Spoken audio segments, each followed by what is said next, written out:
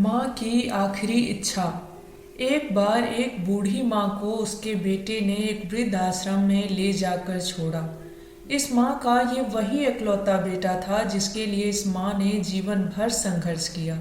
इस बेटे के लिए वो सब कुछ किया जो एक माँ को करना चाहिए या एक माँ कर सकती है, और आज भी अपने बेटे को किसी भी तरह की परेशानी ना हो इसलिए आश्रम में रहने के लिए भी तैयार हो गई।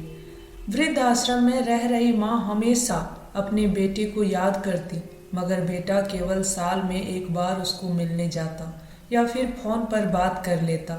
कई साल बीत गए। वृद्ध आश्रम से बेटे को एक दिन फोन आया।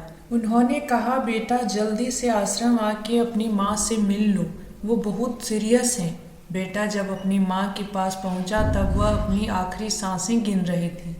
बेटे ने अपनी माँ से उसकी आखिरी इच्छा पूछते हुए कहा, माँ मैं तुम्हारे लिए क्या कर सकता हूँ, बताओ।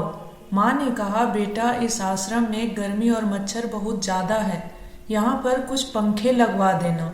फ्रिज ना होने की वजह से यहाँ पर हम बूढ़ों को कई बार भूखे पेट ही सोना पड़ता है, क्योंकि खाना खराब होने से नहीं बच पाते। तो इस आश्रम के लिए एक दो फ्रिज भी खरीद देना। बेटे ने अपनी माँ की सारी बातें सुनी और अपनी माँ से पूछा, आपने इतने साल यहाँ पर निकाल दिए, पर आपने कभी भी यह बातें मुझसे नहीं कही, और अब जब आपके पास टाइम नहीं बचा तब आप यह सब कह रही हैं, ऐसा क्यों?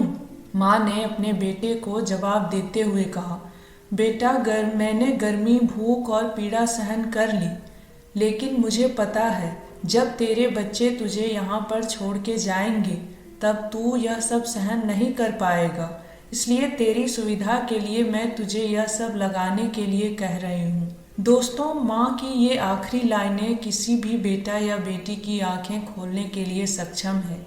इतिहास हमेशा अपने आप को दोहराता है।